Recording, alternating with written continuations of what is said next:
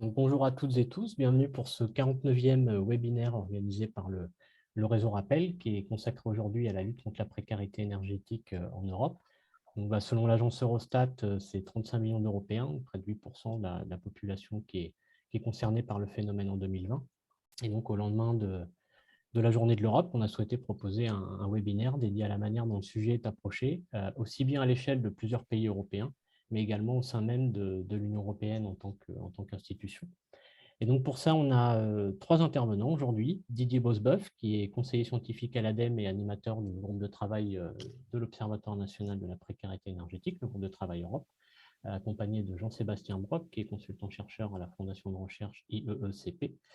Tous deux nous présenteront une étude réalisée fin 2021 par l'ONPE sur les bonnes pratiques de politique de lutte contre la précarité énergétique dans 10 pays européens, avec notamment un focus sur certaines opérations exemplaires. Donc cet exposé sera suivi d'un temps de questions-réponses avec les participants. Une deuxième séquence avec une troisième intervenante qui est Sarah Couchou, responsable Europe à la Fondation Abbé Pierre et qui répondra à nos questions sur les enjeux et les priorités du moment en matière de lutte contre la précarité énergétique à l'échelle de l'Union européenne et sur la manière dont la politique de cette institution peut influer sur les politiques nationales et les réponses apportées aux ménages défavorisés. Et donc ce temps sera aussi suivi d'un temps de questions-réponses. Merci beaucoup à nos intervenants d'être avec nous aujourd'hui. Je vous souhaite à toutes et tous un bon webinaire et on se retrouve donc dans 20 minutes pour le premier temps de questions-réponses. Et je laisse donc la parole à Didier Bosboeuf. Bonjour. Bonjour à tous, à toutes et à toutes. Je suis ravi de vous présenter nos travaux récents sur un benchmark que nous avons réalisé dans le cadre de l'ONPE sur les bonnes pratiques des politiques de lutte contre la précarité énergétique qui ont été mises en œuvre en Europe, soit au niveau national, soit à des niveaux plus territoriaux. Le mot important, c'est bonnes pratiques. Alors, Aurélien a utilisé opération exemplaire. Ce n'est évidemment pas un palmarès où on vous dit quelle est la meilleure politique en Europe. On a choisi des pratiques qui nous paraissent intéressantes, en particulier pour une possible répartibilité dans le cadre de la France. Suivante. Donc, c'est une présentation qui fera l'objet d'une double présentation entre moi et Jean-Sébastien. Jean-Sébastien Brock, qui est de l'IEECP, était le prestataire et j'étais le responsable de l'étude pour le compte de l'ONPE. La présentation sera basée en 4 parties, une introduction un peu méthodologique et les objectifs de l'étude, et puis on regardera 3 parties dans le cadre de ce benchmark. Le contexte et la gouvernance, par exemple, est-ce qu'il y a un observatoire de la précarité dans tous les pays? Quelles sont les bonnes pratiques de politique nationale, donc celles qui ont un impact massif? Les opérations exemplaires qui sont parfois et même assez souvent plus intéressantes et plus originales que les pratiques nationales, et quelques conclusions. Suivante. C'est un benchmark, on n'est pas les seuls à avoir fait un benchmark européen sur les politiques de lutte contre la précarité énergétique. Il y en a une de l'Observatoire européen, il y en a eu en Italie, il y en a eu dans pas mal de pays, il y en a une qui est en train de se lancer dans le cadre du club ENR sur le club ENR, c'est le club des agences d'efficacité énergétique. Et en fait, les benchmarks, ils ont tous un peu le même objectif, d'essayer de repérer des bonnes pratiques, mais selon la couverture géographique, selon les moyens que l'on met, et aussi selon les évaluateurs, si je puis dire, on peut avoir des visions différentes selon les benchmarks. Donc, c'est toujours utile d'avoir un benchmark fait par, je dirais, un savoir-faire, une vision française, plutôt que de prendre en compte les benchmarks des autres pays. L'objectif de l'étude est triple. Premièrement, c'est compiler des données les plus récentes possibles. Donc, on l'a fait dans le cadre du Covid, donc c'est toujours un petit peu plus compliqué que dans une période plus stable. On a récolté des données sur le contexte et la gouvernance. On a récolté des statistiques et les indicateurs, en particulier ceux d'Eurostat et quelques indicateurs nationaux dans le cadre de cette étude sur la précarité énergétique. Et puis surtout, le corps de cette étude, c'est évidemment la description et l'analyse que l'on en fait des politiques et mesures. Dans le cadre de cette présentation, comme vous êtes plutôt des personnes qui mettent en œuvre ces politiques, on n'évoquera pas trop les statistiques et indicateurs. Donc, une collecte de données et puis, bien sûr, une connaissance et une analyse de ces données qui nous permettront de sélectionner quelques bons exemples qu'on va vous présenter. Et puis, cette brochure, puisque c'est une brochure, ce n'est pas un rapport de 200 pages, on l'a voulu communicant et on l'a fait, et je remercie notamment notre chargé de communication à la fois à l'ADEME et à l'IECP qui ont beaucoup travaillé sur la mise en page de cette brochure. Et effectivement, on a un objectif de rendre cette brochure communicante, la plus agréable à lire. Et par exemple, par rapport à un autre projet que je coordonne sur le projet Odyssée Mur sur les politiques d'efficacité éthique, dont les politiques de lutte contre la précarité éthique, là, on est beaucoup plus technique et on a des descriptions de 2 pages. C'est important pour nous d'avoir cet objectif de cette brochure, la rendre communicante. Elle est bilingue, français et anglais, et puis elle repère toutes les sources qui nous ont permis de faire cette fiche.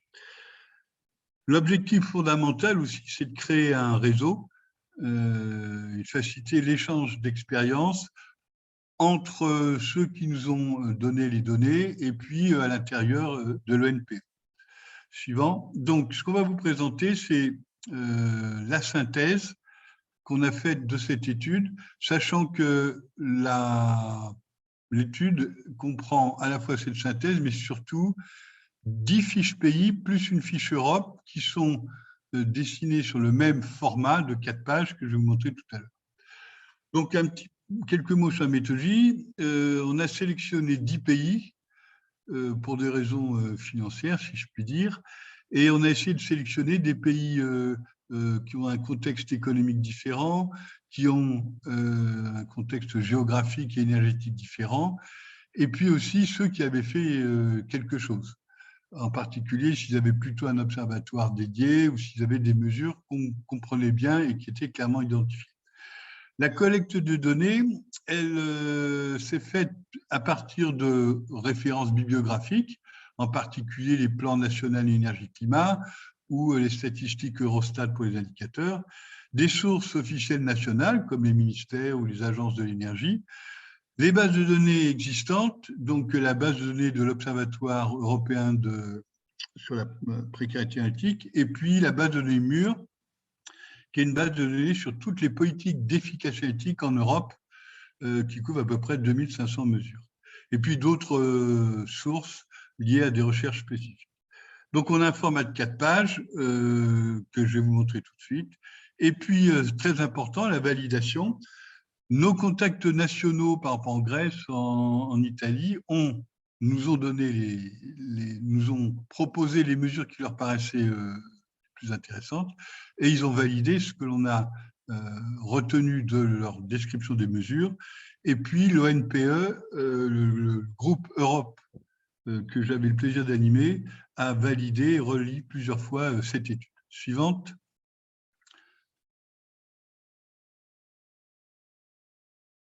Donc vous avez ici justement le format d'une fiche, donc c'est le même format.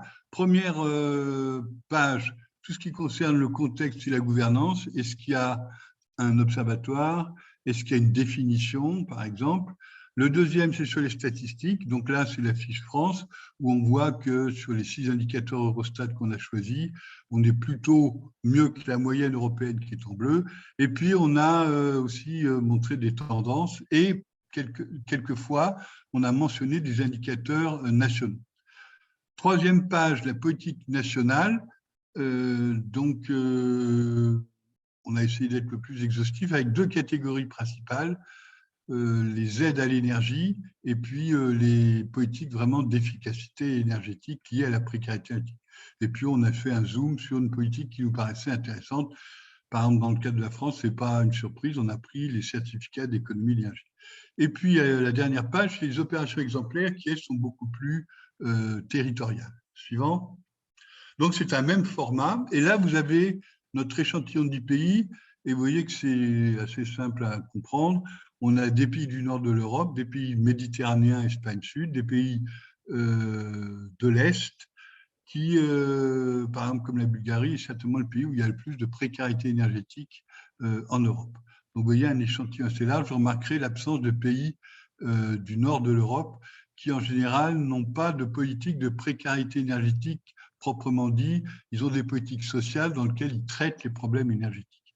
Au total, on a 70 opérations exemplaires, on a 26 mesures énergétiques et on a 29 mesures d'aide à l'énergie.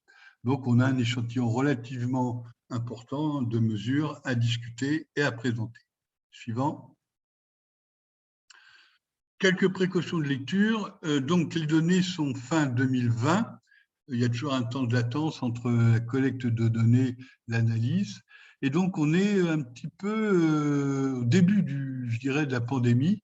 Donc, on a quelques informations sur les ajustements qui ont été faits à des mesures préexistantes, mais l'essentiel est quand même basé sur des mesures, on va dire, début 2020. Je ne vais pas revenir sur les précautions statistiques, ça concerne les indicateurs.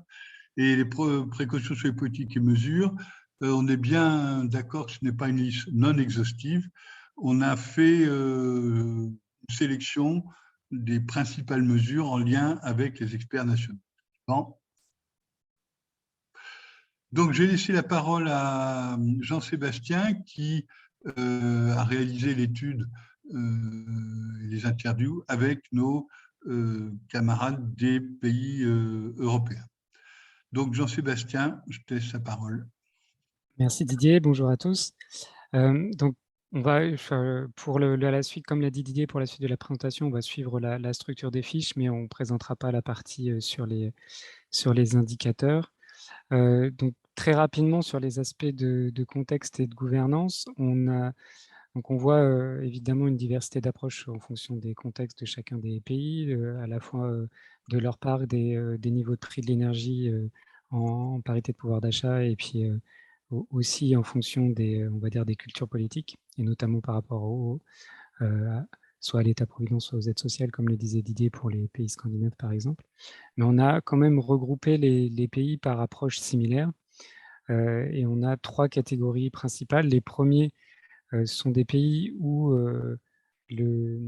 la précarité énergétique, donc ça se rapproche un petit peu de ce que disait Didier pour les pays scandinaves, même si c'est un petit peu différent, mais où la précarité énergétique n'est pas traitée spécifiquement, c'est traité parmi les différents axes de lutte contre la pauvreté en général.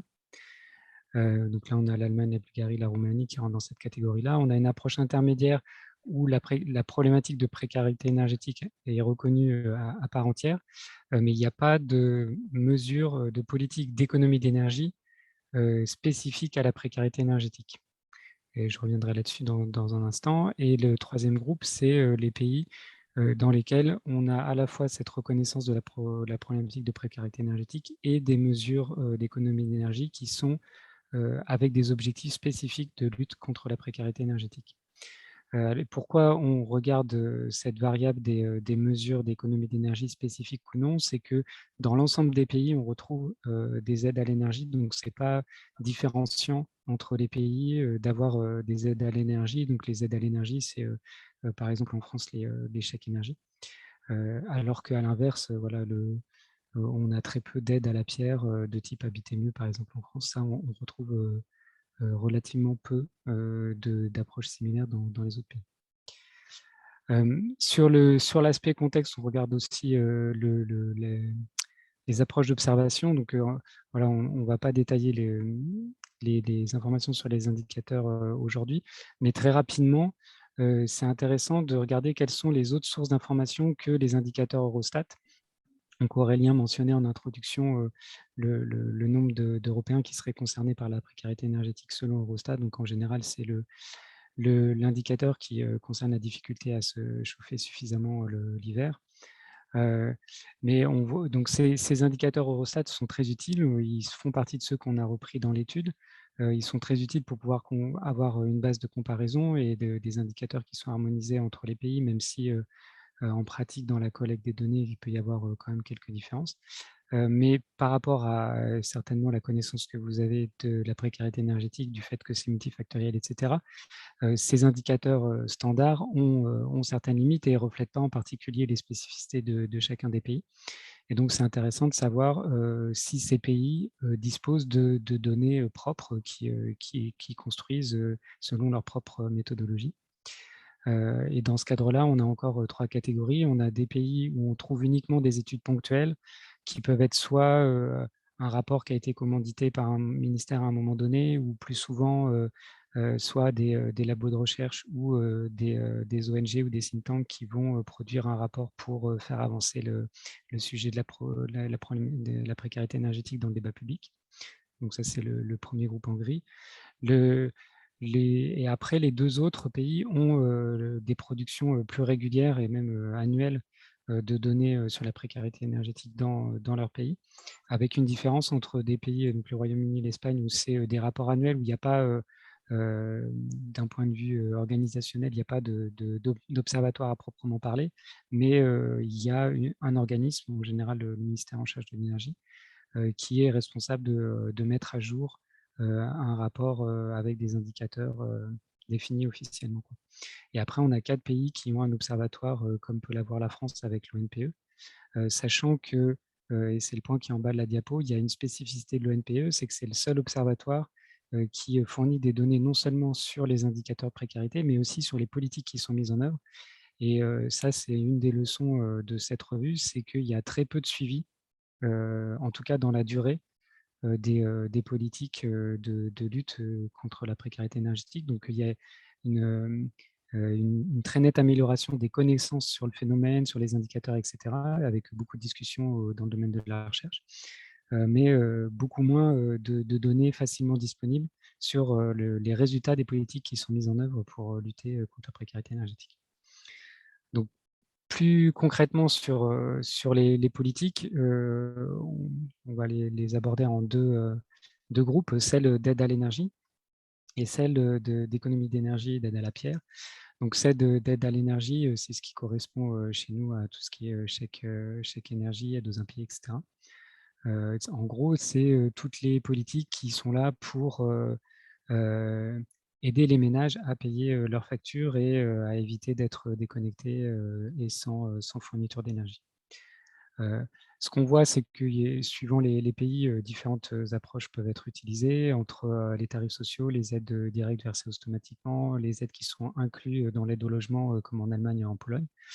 Et ce qu'on retient de cette revue, c'est qu'il semble y avoir un mouvement vers plus d'automatisation des aides, et notamment quand il y a eu des problèmes sur des taux de non-recours qui étaient considérés comme élevés, et où le versement automatique des aides, enfin, ou en tout cas l'automatisation des aides dans une certaine mesure, permet de réduire nettement ces problèmes de non-recours.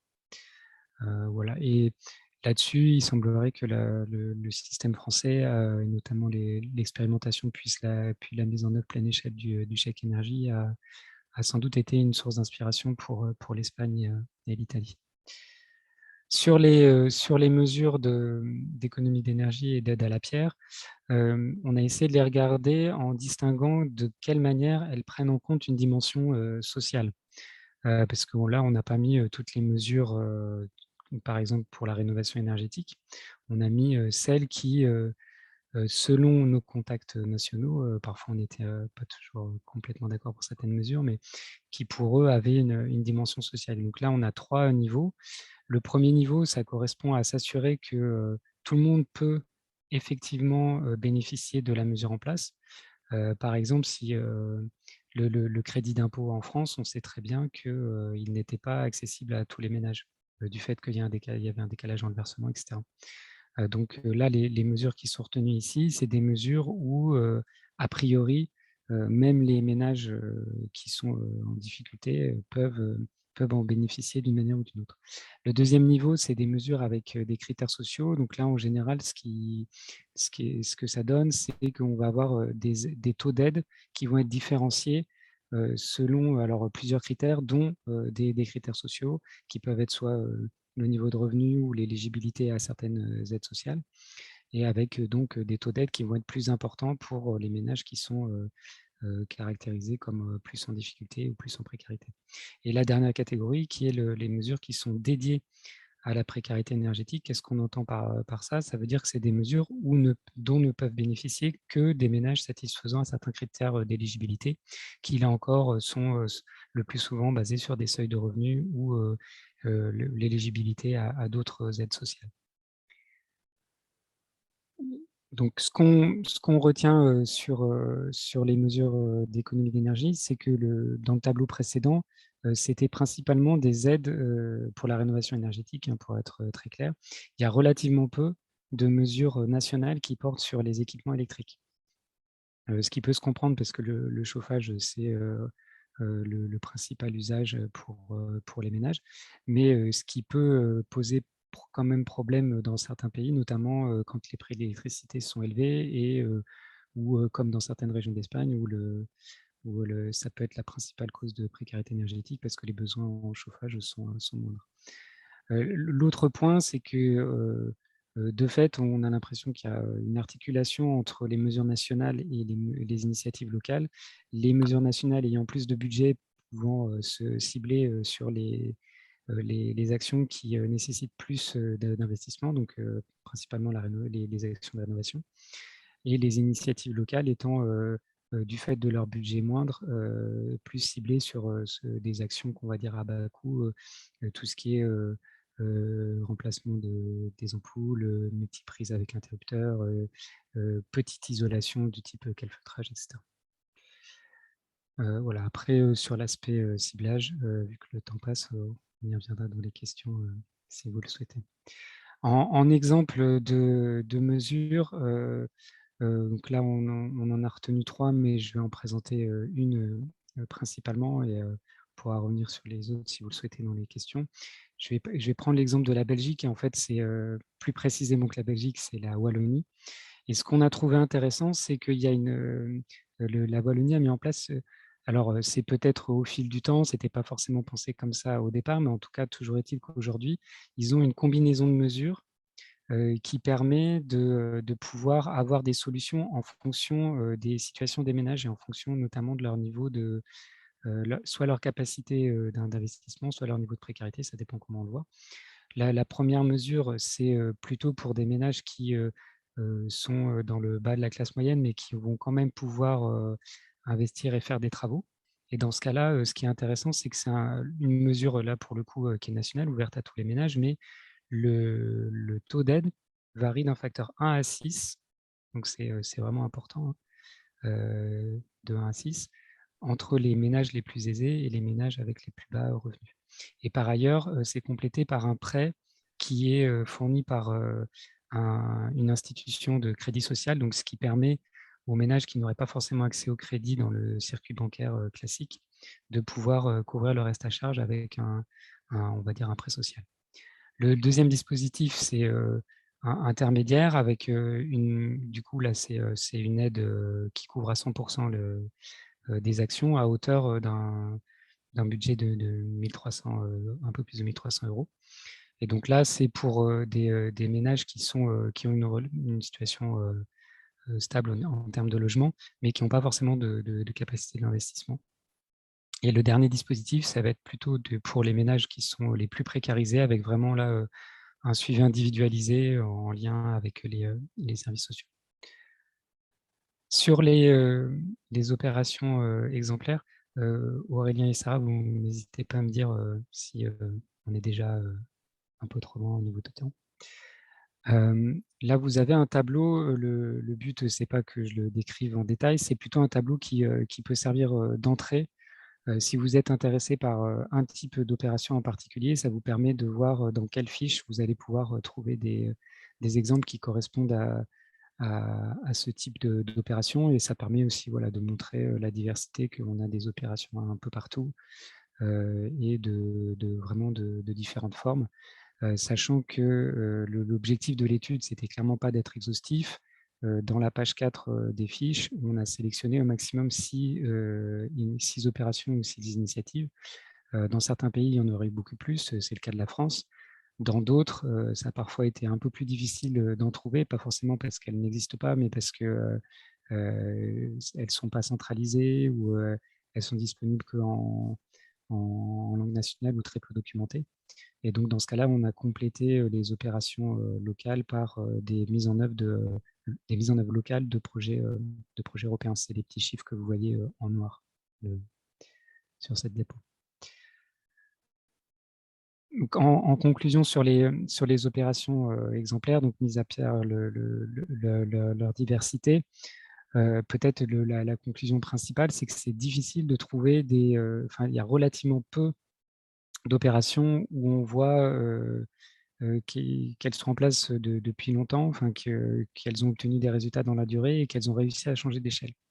Donc on a vraiment ce problème il semble y avoir vraiment des difficultés pour changer d'échelle, pour répliquer sur d'autres territoires, et pour avoir un suivi dans la durée, ce qui peut être pour partie lié à ce que toutes ces opérations n'ont peut-être pas été aussi efficaces qu'elles étaient pensées. Ou l'autre hypothèse, ça peut être aussi que les financements ne sont pas forcément pérennes, qu'il peut y avoir aussi de la rotation dans les personnes qui mettent en œuvre ces opérations, etc. Je pense que vous connaissez ça bien mieux que moi. Pour illustrer, on a regroupé dans les diapos suivantes par type d'opération. À chaque fois, je vais en signaler une. Sur les aspects de rénovation énergétique, une qui nous semblait particulièrement intéressante, c'était en Espagne. Donc là, pour le coup, c'est vraiment très, très local. C'est une municipalité de la région de Barcelone qui a pris la possibilité, alors je ne sais pas trop si c'est une possibilité expérimentale ou si c'est possible pour l'ensemble des municipalités espagnoles ou juste pour celle de Catalogne, de pouvoir déclarer une zone en conservation réhabilitation, c'est-à-dire que la municipalité peut rendre obligatoire la rénovation de bâtiments privés. Donc là, ils l'ont fait pour toute une rue. Et ils ont accompagné cette obligation par la proposition de 3 options de financement qui prenaient en compte que en Espagne, une grosse partie, la majorité des logements sont en copropriété et la majorité des occupants sont propriétaires. Et donc, on a des ménages qui pouvaient couvrir les frais de travaux eux-mêmes. Donc, dans ce cas-là, eux, ils n'avaient pas d'aide complémentaire de la municipalité. Ils pouvaient bénéficier d'aides de programmes nationaux.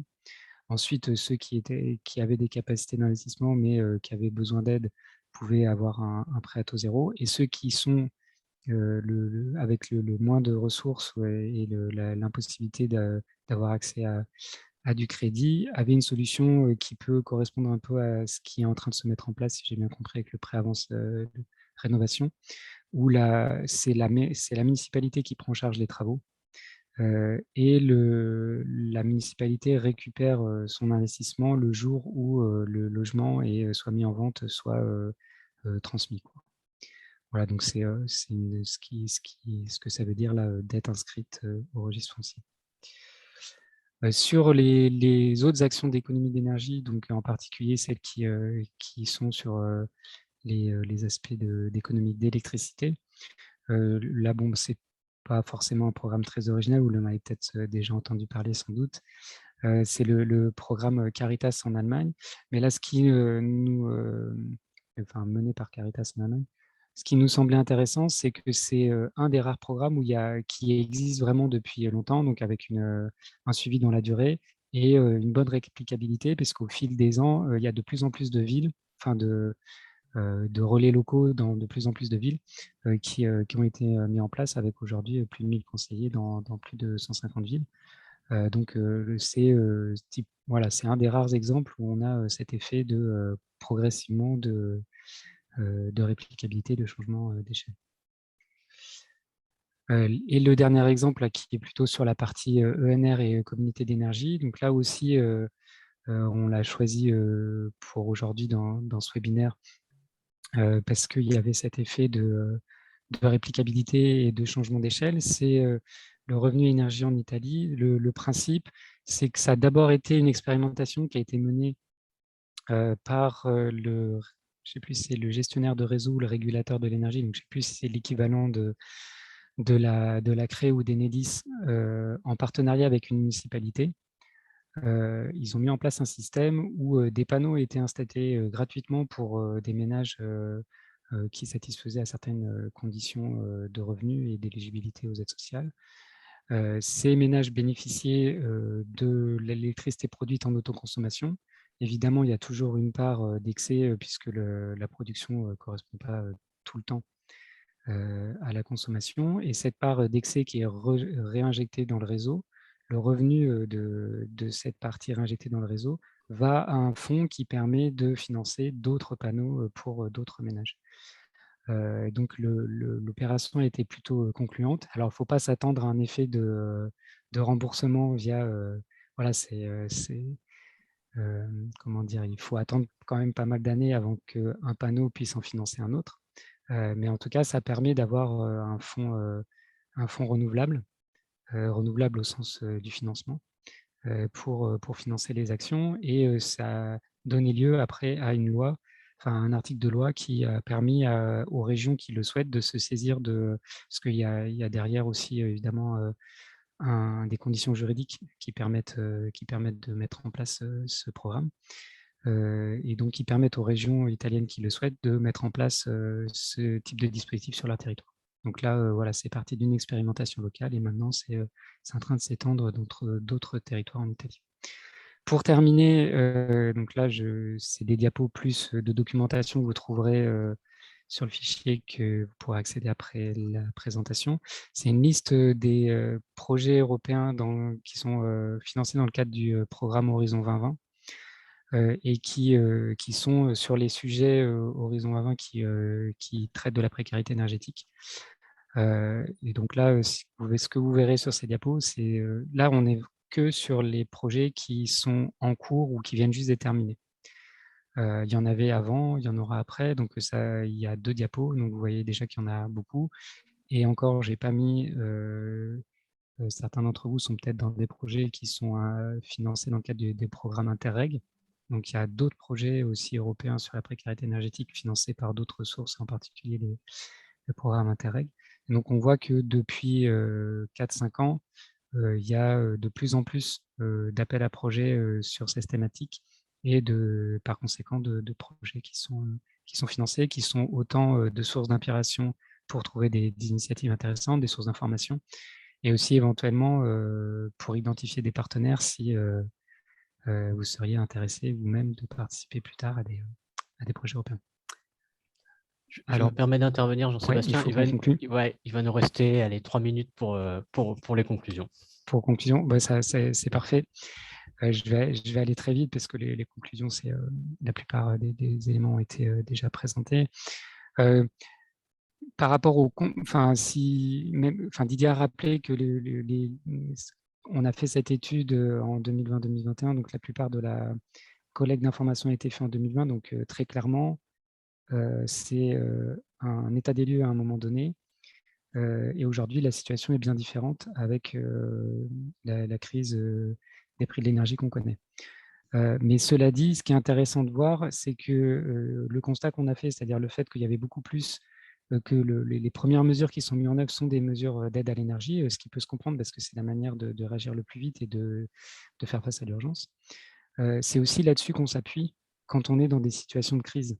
Et donc, en fait, c'est un peu un cercle vicieux parce qu'on on repousse toujours à demain, quelque part, la mise en œuvre de programmes plus ambitieux sur du préventif, c'est-à-dire sur l'économie d'énergie et de l'aide à la pierre. Et ce qui résout ponctuellement, les aides à l'énergie sont essentielles pour aider les ménages dans les situations de crise, d'urgence, etc.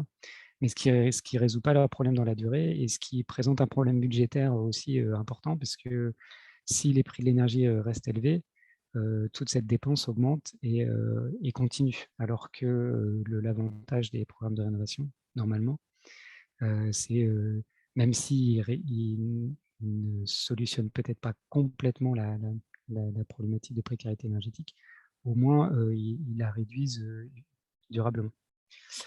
Donc ça, c'est peut-être le point principal sur les politiques. Le reste, on pourra revenir dessus dans les questions.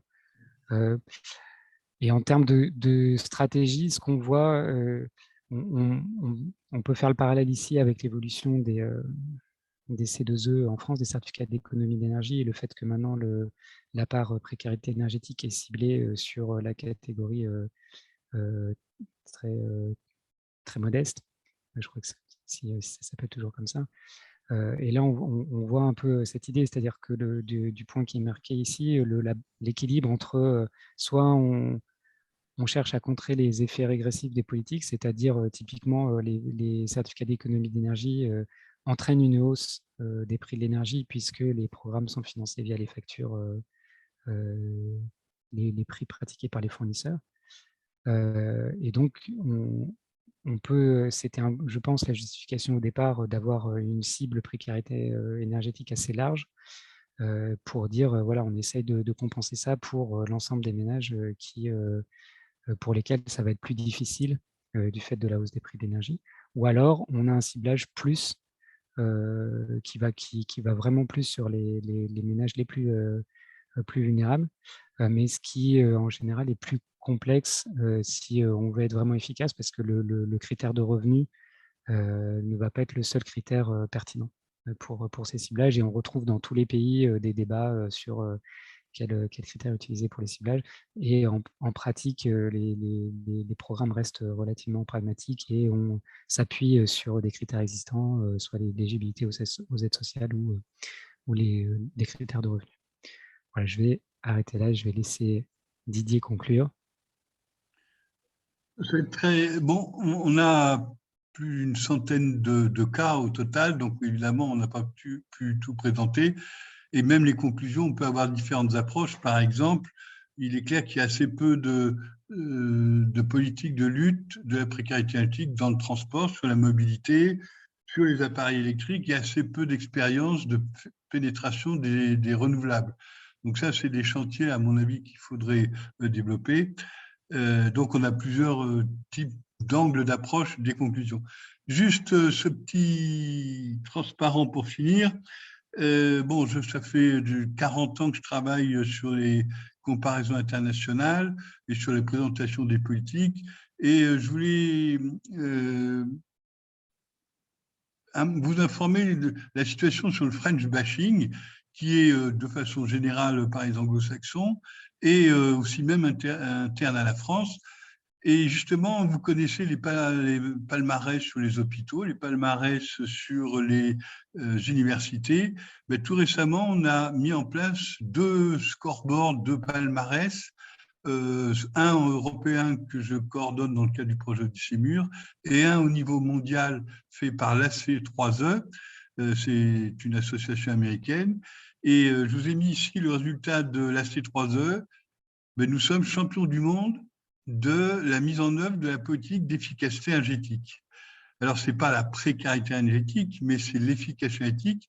Et honnêtement, en ayant regardé un petit peu tout ce qui se passait en Europe, je pense que le programme de mise en œuvre des politiques d'efficacité, de lutte contre la précarité énergétique en France est certainement un des plus complets qui existent en Europe. Donc, je comprends bien qu'on puisse avoir des frustrations professionnelles en disant on ne va pas assez loin, mais il faut quand même reconnaître que l'ensemble de notre programme en France est certainement un des plus intéressants et des plus performants en Europe. Merci pour votre attention. Bonjour à toutes et à tous. Merci Didier, merci Jean-Sébastien pour cette présentation riche en enseignement.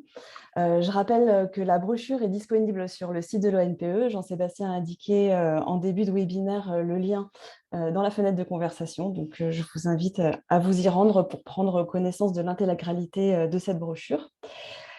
Alors, jusqu'à présent, il n'y a pas eu de questions.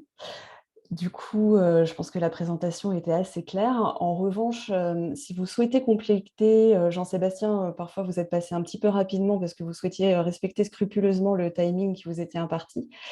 Du coup, moi, j'avais noté que, par exemple, sur la diapo 16, dans l'approche des politiques nationales, sur le ciblage pour les plans de relance et les mesures de crise, peut-être que vous pourriez y revenir, ou sur les mesures existantes en Pologne et au Royaume-Uni, vous vous êtes focalisé sur la Belgique, si vous souhaitez aussi compléter, ou donner toute autre information que vous souhaiteriez aborder pour encore plus approfondir votre diaporama.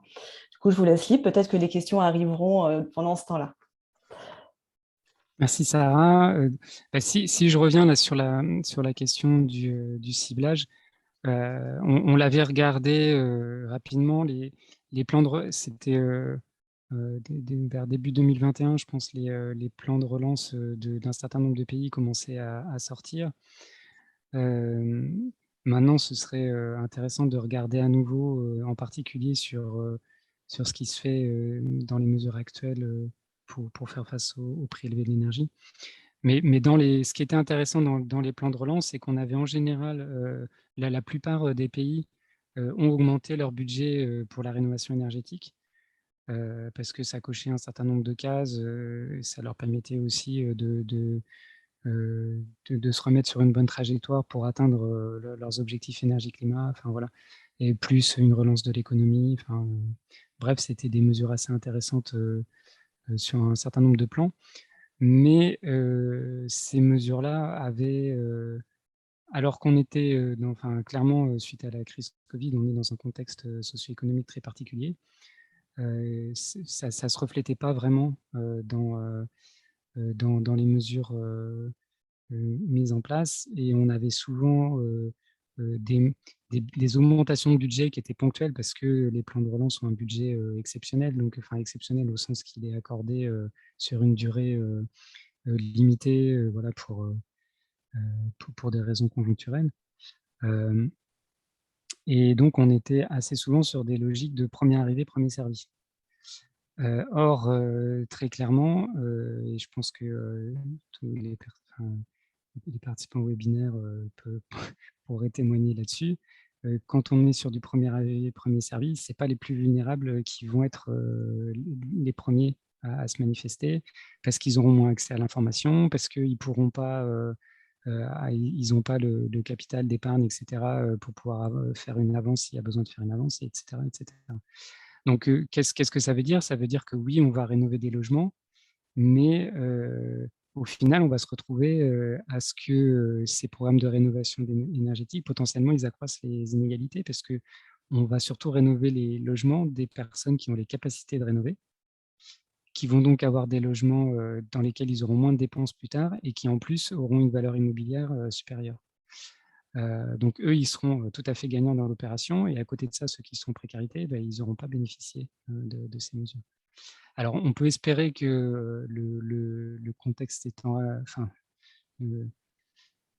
quelque part, à tout malheur, voilà, vous comprenez ce que je veux dire. C'est un peu délicat et maladroit, mais le fait que les prix de l'énergie aient augmenté, ça a remis très fortement à l'agenda la question de la précarité énergétique, et on peut espérer que les gouvernements réajustent leurs mesures et réorientent les budgets pour s'assurer que ça, en tout cas, la majorité des aides aillent aux ménages qui en ont le plus besoin. Voilà, c'était un peu ce point-là là, qui était mis à travers cette diapo, sachant que le retour d'expérience, c'est que très clairement, les ménages les plus vulnérables, ils ont absolument pas la possibilité de faire des travaux de rénovation importants sans un accompagnement, que ce soit financier ou autre, très, très important, quoi. Merci. Alors, les questions arrivent. Du coup, peut-être que je vais relayer les questions des participants. Alors, du coup, on me pose la question, avez-vous déjà à disposition une comparaison du taux de personnes en précarité énergétique selon les pays et leur rigueur climatique, peut-être? Alors, on n'a pas nécessairement... Oui, alors oui et non, c'est-à-dire que oui, dans les pages 2 qu'on n'a pas présentées là aujourd'hui, dans les pages 2 pour chaque pays, il y a une partie en haut de la page où c'est des indicateurs Eurostat, donc qui sont les mêmes pour l'ensemble des pays. Donc ça, c'était pour avoir une partie harmonisée et qui permet de mettre les pays en rapport les uns avec les autres. Après, est-ce que ça traduit le nombre de personnes en précarité énergétique? Ça, c'est un autre débat. Ça traduit le nombre de personnes, le pourcentage de ménages qui sont dans des conditions où ils ne peuvent pas se chauffer suffisamment l'hiver, le nombre de personnes qui sont dans des logements considérés insalubres, etc. Sachant que certains de ces indicateurs, par exemple, si je prends le cas des logements insalubres, ce qu'on considère comme insalubre, ça ne va pas être la même chose en France et en Bulgarie. Donc voilà, il faut vraiment faire attention aux comparaisons directes, mais ça donne des premiers, ça donne des premières indications sur l'ampleur du phénomène dans le pays. C'est-à-dire si c'est 10%, 20% ou 30% des ménages qui sont dans telle ou telle situation, c'est clair que ce n'est pas la même chose. Et après, la rigueur climatique, on a mis en haut de la page 2, vous avez des petits indicateurs généraux qui disent le nombre de, je crois, le nombre de degrés jour unifiés, enfin voilà, qui permettent, ou peut-être pas le nombre de degrés jour unifiés, mais le type de climat, si c'est continental, méditerranéen, etc. Donc ça permet d'avoir une idée. Mais c'est pas, enfin les indicateurs Eurostat, par exemple, ils sont pas directement liés. Enfin, ce serait assez difficile de corriger le taux, par exemple, de ménages qui ne peuvent pas se chauffer suffisamment l'hiver, de corréler ça au taux à un indicateur de rigueur climatique. Ça, à ma connaissance, pour l'instant, ça n'existe pas directement. D'accord, merci. Excusez-moi, sur le principe, c'est possible de faire des analyses à partir du matériel Eurostat. On peut imaginer des chercheurs faisant ce genre d'analyse qu'on appelle des analyses ou transversales ou verticales qui permettent de voir, par exemple, pour un même prix de l'énergie, quel est le taux de précarité énergétique. Ça, c'est des analyses. Mais les indicateurs Eurostat en tant que tels, c'est une combinaison d'indicateurs qui permettrait de répondre à cette question. Par exemple, sur les rigueurs climatiques, il existe des bilans, enfin, un certain nombre de pays ont des corrections climatiques, pas tous, et donc on pourrait s'amuser à ce genre de choses. Mais c'est plus des analyses, ce n'est pas des indicateurs qui sont sortis comme ça. J'ai une petite, tant que j'y pense devant moi, j'ai une petite question qui m'est adressée sur la dernière diapositive sur le palmarès. Je précise d'abord que c'est un palmarès sur l'efficacité énergétique, les politiques d'efficacité énergétique, et ce n'est pas un palmarès sur les politiques de lutte contre la précarité énergétique. Mais bon, ça donne déjà une idée. Je crois que dans le palmarès américain, les 4 premiers pays sont des pays européens. Et donc, je crois qu'on peut dire clairement que l'Europe est relativement en pointe sur les politiques de précarité énergétique. Mais c'est vrai que les États-Unis font des choses intéressantes pour certains États, notamment. Il y a des choses qui se passent aussi au Mexique, mais c'est un petit peu la même idée que dans les COP, hein, parce que bon, j'ai été délégué français dans les COP pendant un certain temps, et l'Europe essaie toujours considère qu'elle est certainement la zone géographique la plus en pointe sur l'efficacité énergétique, et c'est une consécration un petit peu de ces palmarès. Alors en Europe, en fait, on est 3e, c'est un peu comme au football, on est meilleur, on est champion du monde, mais on n'est pas champion d'Europe.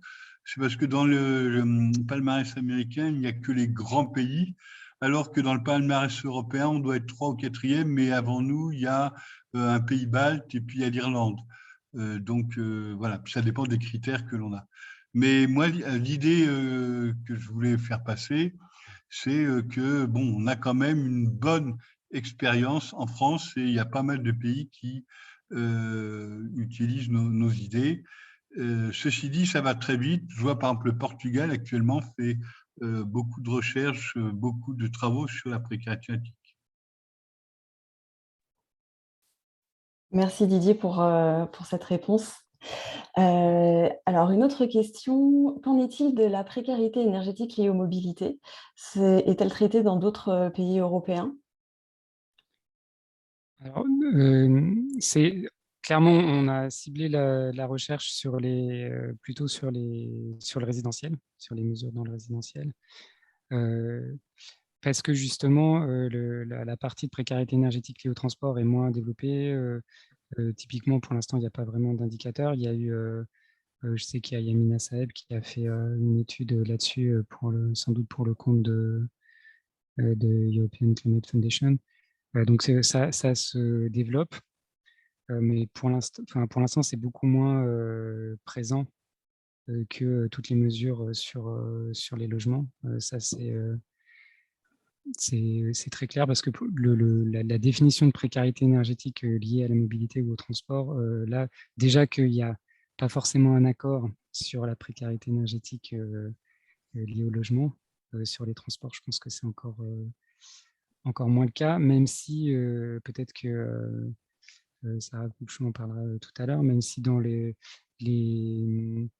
nouveau paquet législatif qui a été proposé par la Commission l'année dernière, on voit apparaître le terme de transport sur certaines des dispositions qui sont en lien avec la précarité énergétique. Donc, au niveau européen, c'est un sujet qui émerge, mais pour l'instant, il n'y a pas de... ouais, on n'a pas trouvé, les seuls exemples qu'on a trouvés, c'était des initiatives en France, et qui assez souvent sont d'ailleurs liées au dispositif des C2E via des programmes C2E. Je D'accord. pense qu'à terme, quand je dis à terme, dans 5-10 ans, on va s'apercevoir on va s'apercevoir que les ménages qui ont une mobilité, enfin qui ont des problèmes de mobilité, sont souvent les mêmes que ceux qui sont en précarité énergétique et que c'est lié. Donc, on va certainement, dans le futur, travailler sur une espèce de package précarité énergétique liée au bâtiment et précarité énergétique liée à la mobilité. Une Là, on les dernière, sépare, mais je pense qu'à terme, ça faudra raisonner un peu en paquet. une dernière question, parce qu'après, il y a Sarah Couchou et son interview. Donc, pour répondre en 30 secondes, mais comme ça, l'ensemble des questions auront été balayées. Avez-vous une analyse de la part des logements privés et de la part des logements bailleurs publics? Alors, je pense, de mémoire, ce n'était pas dans les indicateurs qu'on a mis systématiquement. Par contre, dans l'analyse des indicateurs, quand il y avait notamment, par exemple, un taux élevé de copropriété, on l'a mentionné, en fait, quand c'est une spécificité, enfin, quand il y a une spécificité liée au type de logement, au sens, voilà, la distribution entre propriétaires occupants, logement social, locatif privé, etc. On l'a mentionné dans les fiches, mais on n'a pas mis un indicateur de manière systématique. Mais pour autant, c'est des statistiques qui sont disponibles dans d'autres sources. Voilà. Merci beaucoup. Je vais repasser du coup la parole à Aurélien pour l'interview de Sarah Couchou. Merci Sarah. Merci Didier et Jean-Sébastien pour ce rapide panorama de la manière dont est abordée la précarité énergétique dans certains pays européens. Et donc pour cette deuxième partie du webinaire, on a souhaité en quelque sorte un peu inverser l'approche et évoquer les enjeux et les priorités du moment à l'échelle de l'Union européenne en ce qui concerne l'énergie et comment la politique de l'institution peut influencer sur les politiques nationales et les réponses apportées aux ménages en précarité énergétique. Et donc pour cela, on a préparé 4 questions pour Sarah Couchou, qui est responsable Europe au sein de la Fondation Abbé Pierre. Donc, bonjour Sarah, merci d'être avec nous aujourd'hui. Bonjour. Avant toute chose, est-ce que vous pouvez vous présenter et nous présenter aussi les actions de la Fondation Abbé Pierre à l'échelle européenne avant qu'on rentre dans le vif du sujet? Oui, bien sûr. Alors, vous l'avez dit, mon nom c'est Sarah Couchou et je travaille au service études de la Fondation Abbé Pierre sur les questions européennes, donc sur toutes les questions liées au mal logement au niveau européen et bien sûr sur la question de la précarité énergétique, puisque c'est un des sujets qui fait le lien, si j'ose dire, entre une compétence qui appartient pas à l'Europe, c'est-à-dire la question du logement, et une compétence qui, elle, est traitée de façon transversale, on le verra, par l'Union européenne, la question de l'énergie. Donc on a décidé en 2016 à la Fondation Abbé Pierre de créer cette mission sur les questions européennes parce qu'il nous apparaissait nécessaire 2 points. Le premier, c'était de faire la lumière au niveau européen sur un phénomène de mal-logement qui n'est pas propre à la France, mais qui est vraiment enfin qu'on retrouve au travers l'Europe dans tous les pays, quelles que soient les formes de mal-logement, depuis le sans-abrisme jusqu'à justement ces questions de précarité énergétique. Et puis le deuxième point, c'était de nous inspirer, nous, et les travaux de l'ONPE participent bien sûr grandement à cette mission-là, nous inspirer de ce qui peut se faire ailleurs et partager ce que l'on fait en France, parce que, comme l'a dit Didier tout à l'heure, on a aussi de très bonnes pratiques en France au regard de ce qui se fait ailleurs en Europe, et donc des choses qui méritent d'être partagées avec des militants, des organisations de la société civile partout sur le continent. Donc voilà pour ce qui est de la mission européenne à la Fondation Abbé Pierre. Merci. Alors, première question, selon vous, pourquoi est-ce il est important d'influer sur les politiques européennes, notamment en ce moment, hein, à l'heure où l'Europe vit une crise énergétique avec des prix d'énergie qui s'envolent depuis un an, avec une guerre en Ukraine qui aggrave la situation. Dans ce contexte-là, où est-ce qu'on en est dans l'agenda européen et quels sont les enjeux qui concernent le secteur de l'énergie? Alors, pourquoi s'y intéresser? D'abord parce que le secteur de l'énergie, que ce soit sur l'aspect marché de l'énergie ou sur l'aspect rénovation des bâtiments, etc., c'est un sujet qui est traité dans le cadre des compétences de l'Union européenne. Donc ce que ça signifie concrètement pour les législations nationales et donc là, en France, c'est que notre législation, pour partie, est encadrée, est influencée par les stratégies européennes et par la législation européenne. Donc, lorsque quelque chose se décide au niveau européen, ça a des répercussions nécessairement sur la législation et sur les politiques françaises, puisque nous appartenons à cette organisation et qu'on a des obligations vis-à-vis d'elle. Donc, concernant la question de la précarité énergétique, on a une grande stratégie qui a été lancée il y a plusieurs années déjà par l'Union européenne, qui est le Green Deal, le pacte vert. Alors, il faut essayer de ne pas s'en mêler les pédales entre les différents noms donnés aux différentes stratégies de l'Union européenne. On a deux types j'allais dire, de droit au sein de l'Union. On a ce qu'on appelle le soft law, qui est vraiment les stratégies politiques, les grands objectifs. Et puis, on a le hard law, qui est vraiment la législation européenne, les directives, les règlements européens.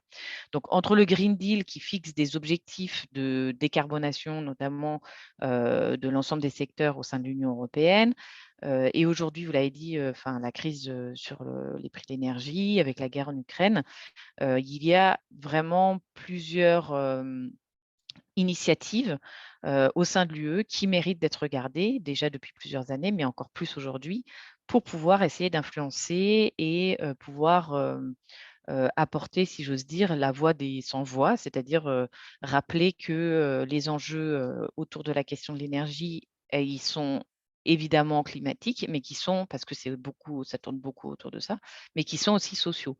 Donc il y a 2 objectifs pour l'Union aujourd'hui. C'est d'être à 0 émission de gaz à effet de serre d'ici 2050. Donc ça, c'est les objectifs du Green Deal. Et puis, c'est d'avoir une indépendance énergétique vis-à-vis de la Russie.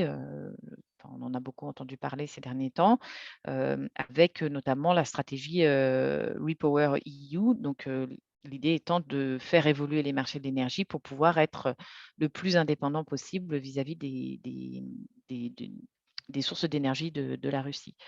En octobre 2020, l'Union a lancé sa Renovation Wave, donc avec l'idée de décarboner le secteur du bâtiment. Donc la Renovation Wave, c'est une stratégie, donc c'est du soft law, c'est quelle politique on va mener. Et pour la mettre en œuvre, elle a sorti en juillet dernier un pack législatif assez important et qui engendre beaucoup de discussions au niveau des différents organes décisionnaires au sein de l'UE, le Fit for 55, avec l'idée de réduire les émissions d'au moins 55% à l'horizon 2030. Donc, les bâtiments, c'est environ 36% des émissions de gaz à effet de serre en Europe. C'est une grosse part de ces émissions-là. Donc, l'idée, c'est de faire diminuer ça. Et donc, ce pacte législatif, il est là pour, en gros, traduire en acte ces objectifs qui sont mis en place, qui sont visés par les stratégies. Aujourd'hui, c'est 12 textes. Je finis là-dessus. 12 textes. Donc, je ne vous fais pas la liste, mais en gros, il y en a 3 qui nous intéressent particulièrement sur la précarité énergétique. C'est la révision de la directive sur la performance énergétique des bâtiments, la révision de la directive sur l'efficacité énergétique, celle qui nous rend les premiers de la Terre, les premiers du monde sur l'efficacité énergétique, et puis la révision du marché carbone qui devrait, enfin, tel que le propose la Commission européenne, s'appliquer aux bâtiments et aux transports. Donc voilà, ça c'est 3 gros paquets. Ils sont en cours de discussion pour la plupart encore au Parlement européen. Donc il y a des amendements qui vont être présentés. Et je pense qu'entre les discussions avec le Conseil, etc., il faut tabler probablement sur des textes qui seraient votés au premier semestre 2023, j'imagine. Après, ça dépendra évidemment de l'avancée des discussions.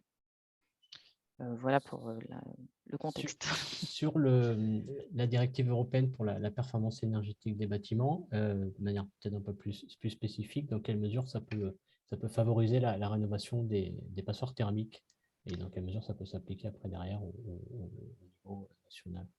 Alors, la grosse nouveauté sur la directive et la proposition de révision qui a été faite par la Commission européenne, c'est l'introduction de normes minimales de performance énergétique sur les bâtiments, avec des obligations de rénover. Et ça, c'est assez nouveau. Les organisations de la société civile ont beaucoup œuvré pour que la Commission accepte de se lancer dans ces objectifs-là. Aujourd'hui, sur la rénovation des bâtiments résidentiels, l'idée, dans la proposition, c'est de faire en sorte que tous les bâtiments en classe G passent en classe F d'ici à 2030 et ensuite en classe E d'ici 2033. Donc, pour rappel, la France, c'est classe F en 2028 et classe E en 2034. Avec aussi l'instauration d'un DPE obligatoire pour l'ensemble des bâtiments, qu'ils soient publics ou privés, ou résidentiels. Des bâtiments neufs qui seraient à émission nulle à partir de 2030, voire 2027 pour ce qui concerne les bâtiments publics. Voilà, et une proposition d'harmonisation des DPE avec l'idée qu'en gros, on aurait une classe G qui concernerait les 15% des bâtiments les plus énergivores et une classe A qui serait les bâtiments à émission nulle. Et entre les deux, chaque pays doit diviser son parc dans les différentes classes. L'idée étant que tout le monde, en gros, rénove avant 2030 les 15% les plus énergivores de son parc. Et dernier point sur la directive, c'est la fin des aides publiques pour les chaudières avec des combustibles fossiles. La proposition de la directive de la Commission, c'est pour 2027 et le Conseil, la proposition de la France en tant que présidence du Conseil, c'est d'avancer ça à 2025. Donc voilà, donc on voit que pour la France, peut-être que ça pourrait pousser à avoir des bâtiments qui seraient rénovés en classe E 1 an plus tôt, puisque la Commission propose 2033, alors qu'en France, on était sur 2034. C'est aussi des échanges sur la question de la prise en compte des énergies finales, énergies primaires, etc. L'influence de cette directive, c'est à quel rythme on va pouvoir ou non obliger les propriétaires des biens à rénover leurs bâtiments. Donc, il y a toujours des amendements possibles aujourd'hui au Parlement, puisque les amendements peuvent être déposés encore jusqu'au 23 mai. Il y a encore des discussions qui vont se mener entre les ministres au sein du Conseil. Donc, on voit que là, il y a une possibilité, si on veut obliger la France à avoir un calendrier qui soit plus serré et plus ambitieux, on peut essayer de pousser aussi au niveau européen pour que la directive soit plus contraignante que la loi actuelle française. Voilà, sur cette directive-là, mon encouragement, c'est évidemment d'essayer de continuer à pousser sur des mesures qui n'ont pas pu passer peut-être au niveau de la loi française et qu'on pourrait éventuellement faire passer au sein de la directive. Et en ce qui concerne, vous avez évoqué dans le paquet Fit for 55, le marché carbone. Est-ce que vous pouvez nous en dire quelques mots? Et quelques mots aussi sur parce que si on a bien compris les choses, un fonds social pour le climat sera adossé à ce marché carbone qui est censé aider les plus démunis pour faire face à la hausse des prix des énergies fossiles. C'est quoi ce mécanisme? Comment ça fonctionne et de quelle manière il peut contribuer à lutter contre la précarité énergétique? Alors, effectivement, donc, le Fit for 55 propose une réforme du marché carbone. Le marché carbone, c'est, en gros, il y a des quotas qui sont mis aux enchères et qui sont chers lorsque on utilise des énergies qui produisent des gaz à effet de serre. L'idée de la Commission européenne, c'est de taxer la carbonisation des bâtiments et des transports. En gros, ça veut dire que les consommateurs, qu'ils soient des consommateurs de chauffage ou les consommateurs de transports polluants comme le diesel, l'essence, etc., seront taxés puisque leurs fournisseurs vont devoir acheter des quotas carbone et seront taxés là-dessus et vont répercuter cela sur les factures. Donc le risque, c'est que en gros, on se retrouve encore avec des consommateurs finaux, donc les ménages en gros, qui vont se retrouver à payer une partie ou tout ou partie de ces quotas. Et ça veut dire alors, aujourd'hui, il y a eu quelques études qui ont été menées sur l'impact potentiel sur les ménages. On tourne entre 300 et 600 € par an supplémentaires sur les factures des ménages. Donc avec l'augmentation des coûts d'énergie qui arrive là, la guerre en Ukraine qui a été également, qui a donné lieu notamment à des estimations aussi d'augmentation, par exemple en France, plus ou moins de 400 € sur les factures. On voit qu'on atteint des niveaux qui sont considérables et ce qu'on a pu plaider, enfin la Fondation Abbé Pierre a pu plaider aux côtés d'autres, hein, avec la FEANSA, avec des organisations comme le réseau Action Climat, c'était de dire, en plus, vous avez un tiers des Européens qui sont locataires, qui n'ont pas du tout accès, aux travaux de rénovation. Ils peuvent pas renouveler, rénover leur logement eux-mêmes. Mais eux, c'est eux qui payent la facture d'énergie. Donc ils vont subir une hausse des factures sans pouvoir, non plus avoir un choix, sur, le système de chauffage, qui leur est imposé, notamment dans les zones tendues où il y a pas on choisit pas vraiment son logement. On peut pas dire: «Oui, bon, ils choisiront un logement avec un système de chauffage, équitable». Donc comme, il y a eu, avant même la sortie de la proposition de la commission, une levée de bouclier des organisations disant: «Attendez, là, vous êtes en train de plomber les ménages, notamment les plus vulnérables, alors que ce n'est pas du tout le moment». La commission, à la dernière minute, a décidé de créer, un fonds social, pour le climat, visant à apporter des aides directes ou indirectes aux ménages les plus vulnérables, soit avec des aides aux revenus, soit, comme le chèque énergie par exemple, soit avec, des aides pour la rénovation des bâtiments. Aujourd'hui, ce fonds serait doté de 72 milliards d'euros. Il s'agirait de basculer, 25 % des recettes de ce marché carbone sur ce fonds, et puis, d'aider les États avec des plans, de lutte contre la précarité énergétique, à financer ces mesures. C'est Il y a des grosses discussions autour de ce fonds. D'abord, sur, l'architecture financière, parce que ça veut dire hem, qu'on va utiliser, des mesures qui taxent les ménages, pour pouvoir abonder ce fonds, et ça pose question sur pourquoi pas les fournisseurs d'énergie eux-mêmes, pourquoi pas ceux qui tirent à un moment donné profit aussi des rénovations. Enfin, je pense par exemple à l'industrie du bâtiment qui va forcément, avec l'engouement autour de la rénovation, générer des bénéfices.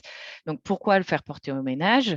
Un problème aussi sur la question de ce que va subventionner ce fonds. Est-ce qu'on subventionne de l'investissement, ou est-ce qu'on subventionne de l'aide directe? Sous quelle forme? Est-ce que c'est obligatoire ou est-ce que ça ne l'est pas, sachant que la question sociale est une compétence de chaque État? Et puis une question sur la gouvernance qui est aujourd'hui centralisée, c'est-à-dire qu'on donne à l'État la possibilité de décider, en lien avec la Commission européenne, la façon dont ces fonds seront utilisés, et sans lien direct avec le local, alors qu'on sait que finalement c'est le local, les régions, les villes qui savent aussi là où sont les besoins. Donc voilà, c'est toutes ces questions-là qui sont encore posées. Il y a encore des discussions en cours, donc c'est toujours possible à un moment donné d'aller rencontrer les décideurs politiques autour de ces questions. Alors justement, là on comprend qu'il y a plusieurs sujets sur lesquels la société civile peut interpeller les pouvoirs publics pour réfléchir sur la politique européenne, hein, que ce soit l'harmonisation du DPE dans les pays pour fixer un seuil commun d'obligation de rénovation énergétique, ou d'alerter sur le risque que les objectifs climatiques n'aggravent pas la situation des plus démunis.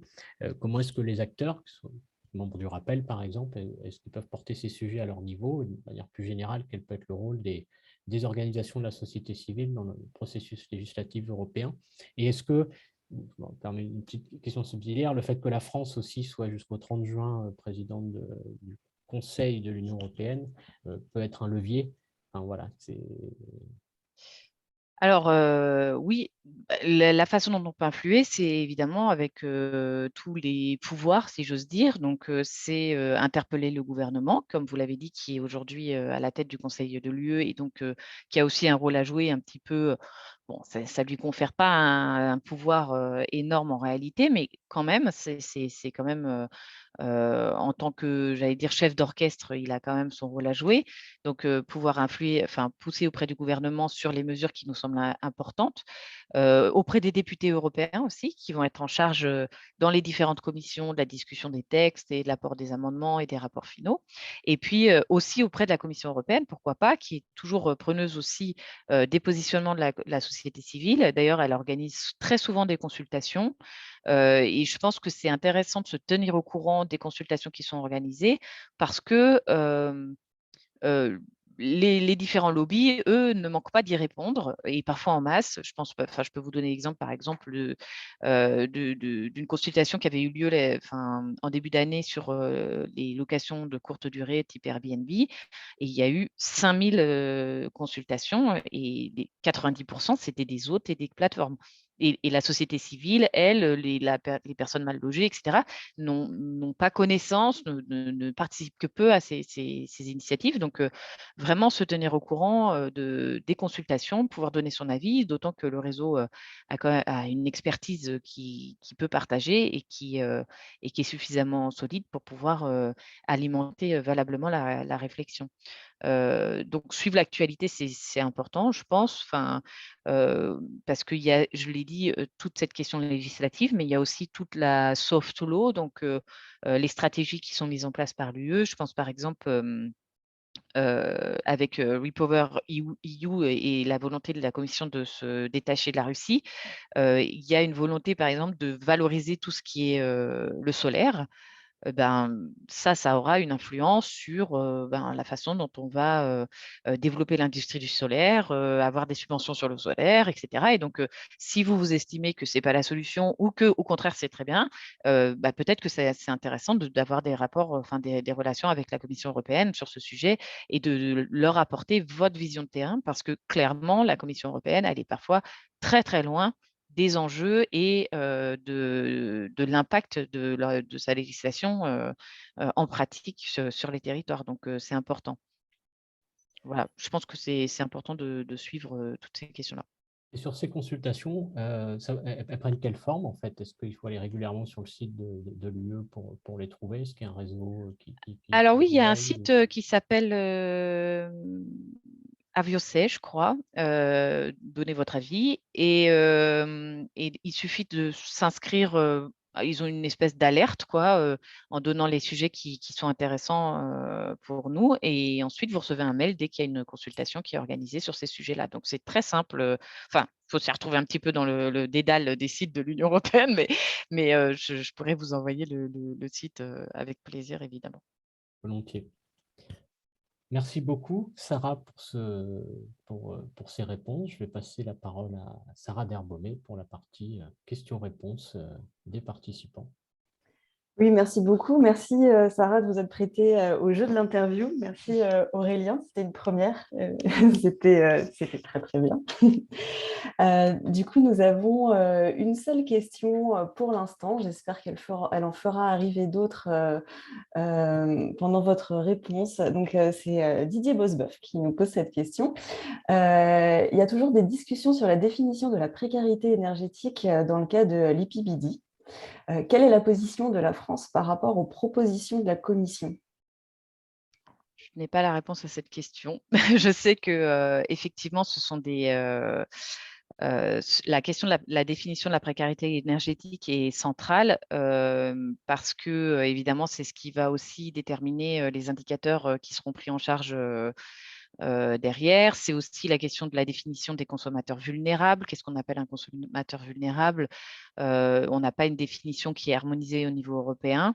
Je ne sais pas si je ne connais pas la position exacte de la France là-dessus. Je sais que, en tout cas, au niveau de la Fondation Abbé Pierre et de la FEAMSA, puisque c'est avec eux que je travaille régulièrement, on essaye de pousser vraiment sur la question des ressources et sur la question de l'état des bâtiments qui sont occupés par les ménages, puisque on repart un petit peu de la définition française qui nous semble intéressante parce qu'elle mêle à la fois l'aspect pauvreté et l'aspect état du bâti. Voilà. Mais je n'ai pas malheureusement la position de l'État français sur ces questions-là. D'accord, merci. Alors, je n'ai pas de questions complémentaires qui viennent de la part des participants. Est-ce que, Sarah, vous souhaitez ajouter quelque chose par rapport, enfin, des choses qui n'auraient pas été posées directement dans les questions des interviews et sur lesquelles vous souhaiteriez passer un message tout de même? Je pense que, encore une fois, il ne faut pas négliger le poids des associations et des organisations qui travaillent au niveau national. Le gouvernement agit au niveau européen comme il agit au niveau interne, c'est-à-dire qu'il a des politiques, il a des objectifs et il mène ces politiques-là finalement dans une discussion qui laisse peu de place, en tout cas avec les organisations nationales, à un échange qui soit vraiment, enfin, il y a beaucoup d'organisations climat qui travaillent avec le gouvernement, donc je vais pas dire ça comme ça, mais je veux dire, il ne faut pas oublier quand vous allez discuter avec vos décideurs locaux ou avec les décideurs nationaux, il ne faut pas oublier de discuter de la même manière avec ceux qui agissent au niveau européen, parce qu'ils ont aussi un rôle à jouer dans les politiques de lutte contre la précarité énergétique. Donc, ne pas oublier d'inclure cette dimension-là dans le travail de plaidoyer qui est mené au quotidien par les organisations nationales. Voilà. Merci Sarah. Alors des questions arrivent du coup. Peut-être pour certaines questions, si vous en êtes d'accord, remettre Didier et Jean-Sébastien dans la boucle. Là, j'ai une question sur quelle articulation entre les C2E et les futurs quotas dans le secteur du bâtiment? À mon avis, mais peut-être que Didier ou Jean-Sébastien seront certainement plus à même que moi de répondre, mais à mon sens, il n'y a pas de lien, c'est deux dispositifs différents, je crois. Oui, non, je crois effectivement que c'est pas lié les quotas de CO2 et les équivalents dispositifs C2E. Par contre, ce qu'il y a dans la proposition de révision de la directive efficacité énergétique, c'est quelque part ce qui est déjà en vigueur en France de l'imposer aux autres pays. C'est-à-dire qu'il y a une partie, dans la directive efficacité énergétique, L'article qui correspond au C2E en France, c'est l'article 7, qui deviendrait l'article 8. Donc, autant vous dire que c'est super simple pour le suivi. Mais bref, et cet article impose très rapidement, ça impose aux États membres de réaliser un certain taux d'économie d'énergie chaque année. Jusqu'à maintenant, il y avait, c'était plutôt de l'ordre de la recommandation gentille, quoi, c'est-à-dire les États membres doivent regarder si leurs mesures d'économie d'énergie ont un impact sur les ménages en précarité énergétique et doivent mettre des mesures en place à cet effet, etc. Et dans la proposition, ce serait nettement plus fort parce que ce serait une part des économies d'énergie doit être réalisée auprès des ménages en précarité énergétique ou à bas revenu ou en logement social. Enfin, le périmètre alors donc ça revient à l'équivalent de ce qu'on a dans les C2E, à avoir un sous-objectif, enfin une partie de l'objectif qui est ciblée avec une étiquette précarité énergétique. Et donc ça, ce serait étendu à tous les États membres, sachant que les États membres ont la liberté, la flexibilité, soit de mettre en place un dispositif de type C2E, soit d'utiliser d'autres mesures, ce qui s'appelle mesures alternatives, qui peuvent être par exemple des programmes de type Habiter mieux ou autre. Voilà. Donc ça ne veut pas dire que tous les pays européens auront un dispositif C2E avec un sous-objectif précarité énergétique, mais en tout cas, ça veut dire que tous les pays européens devraient à terme avoir des programmes d'économie d'énergie qui, à minima, ont une disposition en lien avec la précarité énergétique. Voilà. Donc, je ne sais pas si ça répond, c'était peut-être pas exactement la question qui était posée, mais voilà, pour faire le lien avec les C2E et ce qui pourrait évoluer avec la proposition de directive efficacité énergétique. D'accord, merci. Didier, vous avez allumé votre caméra, vous souhaitez intervenir sur le sujet? Non, ça va? Alors, il y a d'autres questions, du coup, que je me permets de relayer. Est-ce que le réseau Rappel, la FENSA, participe à des programmes de financement européens sur le sujet de la précarité énergétique type Horizon Europe, LIFE, autres? Je laisserai peut-être Aurélien sur le rappel. Pour le rappel, on est sur un projet qui est animé par 2 associations. Donc, le rappel ne participe pas à un programme européen. Les 2 associations, Claire et Solibri, ont failli, il y a 2 ans, je crois, participer à un projet dans le cadre, je crois, de H2020. Et pour ce qui est de la FENSA, je ne sais pas si, Sarah, vous avez des éléments. La FENSA ne participe pas à de tels programmes. La FENSA, c'est assez nouveau, son engagement sur la question de la précarité énergétique, et c'est beaucoup impulsé par la Fondation européenne pour le climat qui les finance justement pour apporter, j'allais dire un peu comme nous, la voie sociale dans les échanges sur la question de la précarité énergétique, sachant que jusqu'à présent, c'était beaucoup de débats, en tout cas, c'était défendu par les organisations plutôt climat et finalement peu par les organisations lutte contre la pauvreté, etc. Mais on ne participe pas à des programmes, enfin Horizon Europe ou Horizon 2020, c'est beaucoup de programmes de recherche, etc. Et aujourd'hui, ce n'est pas des programmes auxquels on participe. Et peut-être pour faire le lien avec le commentaire de Didier, qui disait qui évoquait le fait de faire plus d'entrisme de la part des associations dans les POV, qui est l'Observatoire européen de la précarité énergétique, mais qui maintenant s'appelle l'EPAH, une plateforme de ressources liées à la lutte contre la précarité énergétique. Donc peut-être, je pense qu'on Didier on précisera le propos, mais l'idée étant de pouvoir contribuer à ces initiatives européennes pour valoriser les opérations locales et peut-être faire remonter justement les sujets au sein de ces centres de ressources. Je sais qu'ils ont fait un atlas, l'Observatoire européen de la précarité énergétique a fait un atlas qu'on avait relayé auprès des membres du rappel, qu'il y a certaines initiatives françaises qui sont dans cet atlas. Je ne sais pas, Didier, si c'était ça le propos de votre commentaire. Effectivement, il y a 2 choses. il y a participer à la classe et promouvoir nos politiques. La nouveauté dans l'EPH, c'est l'aspect territorial. Avant, c'était plutôt une approche un peu nationale. Là, c'est vraiment centré sur les opérations locales. Et l'idée, c'est de promouvoir nos exemples qui nous paraissent intéressants. Les autres le font et on a souvent le cas, les Français sont souvent un peu absents dans ce genre de plateforme, alors qu'on a quand même pas mal de choses à dire. Ça, c'est le premier point. Et puis, deuxième point, d'être plus concret, puisqu'il y a des formations, ils proposent des formations aux collectivités locales ou territoriales pour mettre en place des opérations. Donc, il y a de l'argent, on peut bénéficier ils ont des experts, alors je ne sais pas bien ce qu'ils valent, mais on peut imaginer de faire venir ces experts pour monter des projets. Donc, l'idée, c'est que peut-être il faudrait bien analyser ce qu'ils font et voir comment, je parle des associations parce qu'il y a des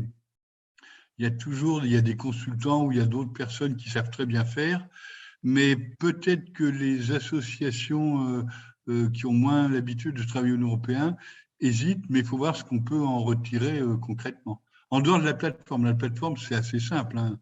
Il faut c'est faire de la pub. Mais on peut aussi... alors, Jean-Sébastien connaît même plutôt mieux que moi ce que fait l'EPA, mais concrètement, je pense que oui, les localités françaises devraient travailler.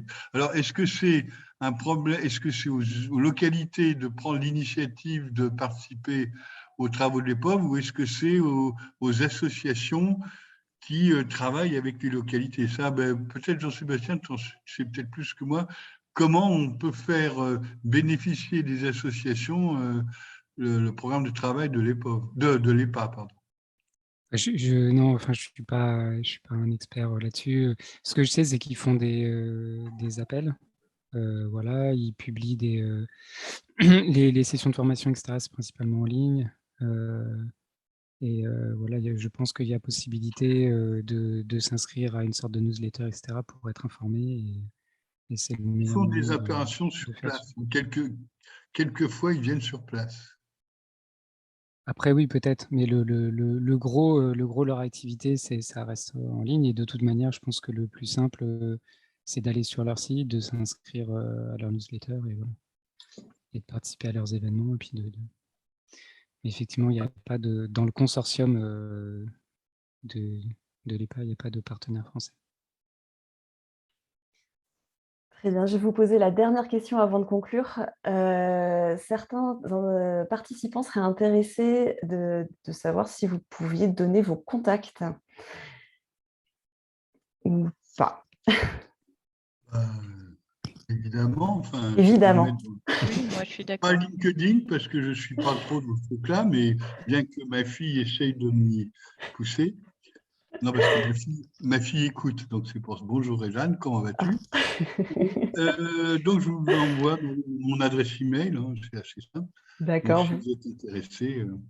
Et surtout, vous pouvez voir tous les travaux sur le site de l'ONPE. Et je rappelle que notre présentation d'aujourd'hui, il y a pas mal de diapos masqués parce qu'on n'avait pas trop de temps. Donc, je suppose que le réseau Rappel va, comment dirais-je, va donner ses présentations. Notre présentation globale contient plus de diapos que ce qu'on vous a présenté ce matin, cet après-midi. D'accord. Elle est disponible sur le site de l'ONPE, si je ne m'abuse. La même page. Il y a toujours des nouveautés. C'est sur la même page que le lien qui a été mis au début. Okay.